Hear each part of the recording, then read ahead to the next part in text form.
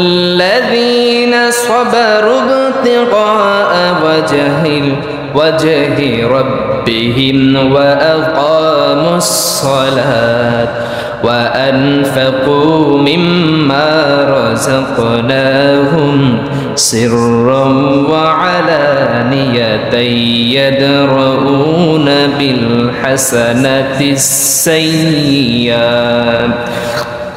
أولئك لهم عقبى الدار আল্লাহ বলেন যারা তার প্রতিপালককে সন্তুষ্টি অর্জনের জন্য তার প্রতিপালকের সন্তুষ্টি অর্জনের জন্য ধৈর্য ধারণ করে সালাত প্রতিষ্ঠা করে সালাত কায়েম করে এবং আল্লাহ বলেন আমি তাদের জীবন উপকরণের জন্য যে রিজিক হিসেবে তাদেরকে যা দিয়েছি তা থেকে ব্যয় করে এবং তারা ভালো দ্বারা মন্দকে দূরীভূত করে আল্লাহ বলেন ওই সমস্ত ব্যক্তিদের জন্য শুভ পরিণাম তাদের জন্য জান্নাত তিনি রেডি করে রেখে দিয়েছেন সুবহানাল্লাহ।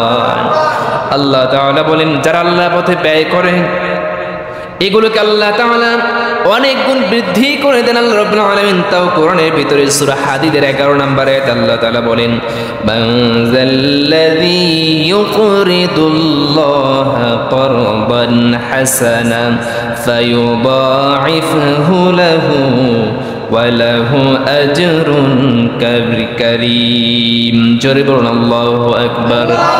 আল্লাহ বলেন কে আছে যে আল্লাহকে উত্তম ঋণ দেবে তাহলে তার এই ঋণকে তিনি বহুগুণ বৃদ্ধি করে তাকে এগুলোকে ফিরাই দিবেন সুবহানাল্লাহ।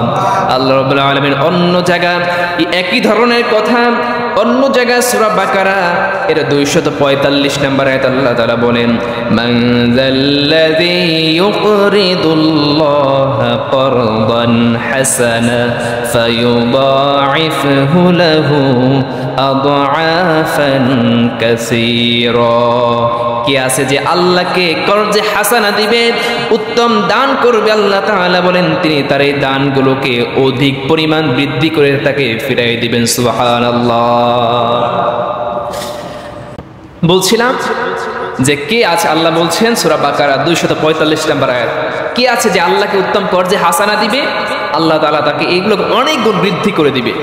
রাসূলের কাছে যখন এই জাতীয় আয়াত নাজিল হলো রাসূল সাহাবায়ে কিরামদের কাছে বললেন সাহাবায়ে কিরামদের কাছে রাসূল যখন বললেন একজন সাহাবী নাম তার আবু দাহদা যখন এই রাসূল এই আয়াত যখন তার সামনে পাঠ করে শোনালেন ওই সাহাবী করলেন কি তার বাড়িতে বিশাল বড় খেজুরের বাগান ছিল প্রায় 800-এরও বেশি খেজুর গাছ ছিল সেই বাগানে এবং সেই বাগানের ভিতরে একটা বাড়ি ছিল সুন্দর একটা বাড়ি ছিল। ওই সাহাবী যখন আল্লাহর এই আয়াতটা রাসূলের উপর নাজিল হলো রাসূল যখন তাদের সামনে এগুলো পেশ করলেন ওই সাহাবী রাসূলের সামনে গিয়ে তিনি তার বাড়ি সেই 800-এরও বেশি খেজুর গাছ সহ তার বাড়িটা সেই জায়গাটা সমস্ত জায়গা রাসূলকে আল্লাহর দ্বীনের জন্য লিখে দিয়ে তিনি চলে গেলেন সুবহানাল্লাহ।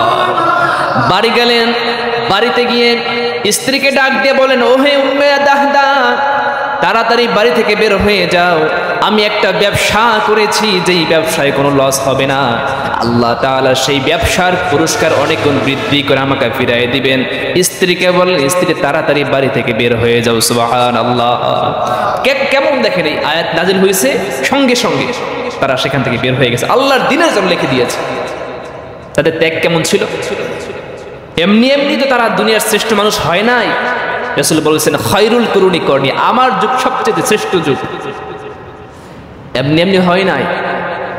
এই ত্যাগের মানসিকতা দানের মানসিকতা তারা দুনিয়ায় দান করেছে জান্নাতের সার্টিফিকেট তারা দুনিয়া বসে পেয়ে গেছে। আমরা তো 10 জনের নাম জানি আর অনেক সাহাবীরা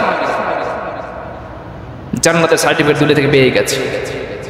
তাহলে যদি আমরা সেই মানসিকতা তৈরি করতে পারি আমরাও জান্নাত পাবো।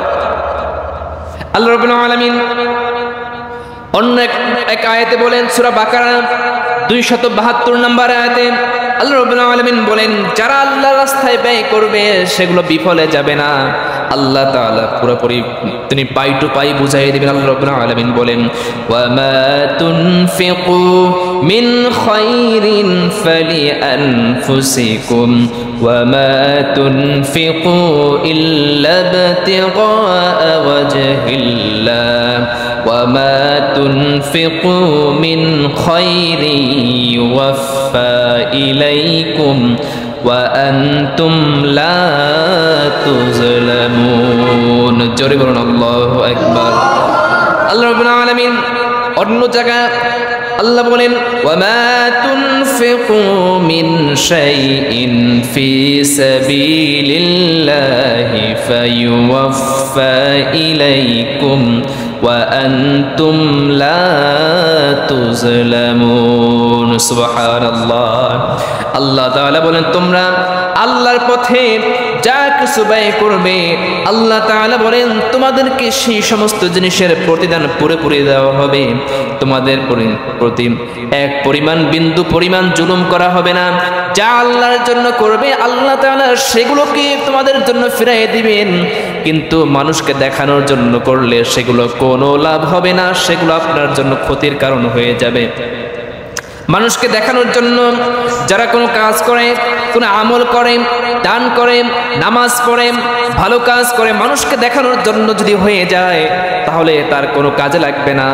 আল্লাহ রাব্বুল আলামিন বলেন ফাওয়াইলুল লিল মুসাল্লিন আল্লাযীনা হুম আন সালাতিহিম সাহুন আল্লাযীনা হুম ইউরাউনা ওয়া ইয়ামনাউনাল মাউন। যারা মানুষকে দেখানোর জন্য এই যে কাজগুলো করে সে কাজগুলো কোনো কাজে আসবে না। নামাজ করুক, দান সাদকা করুক, যা করুক সেগুলো কাজে আসবে না, সেগুলো তার জন্য বরঞ্চ ক্ষতির কারণ হয়ে যাবে। সম্মানিত হাজিরিন, আমরা আল্লাহ রাস্তায় ব্যয় করব। যদি ব্যয় করি এটা আমাদের জন্যই থাকবে, পরকালে এগুলো কাজে লাগবে। কিন্তু আপনি এখন আপনার খাইলেন, খাবার হজম হয়ে গেল, শেষ হয়ে গেল, কিন্তু যদি আল্লাহ রাস্তায় ব্যয় করেন লাভ হবে কি? এটা আপনার জন্য জমা হয়ে থাকবে, এটা আপনার পরকালে কাজে লাগবে। শুধু পরকালে না, আপনার দুনিয়ায়ও কাজে লাগবে। আল্লাহর পথে একটা দানের কারণে দুনিয়া আল্লাহ তাআলা আপনার সম্পদকে অনেক গুণ বাড়াই দেবে। সুবহানাল্লাহ। এই কাজগুলো করি। আর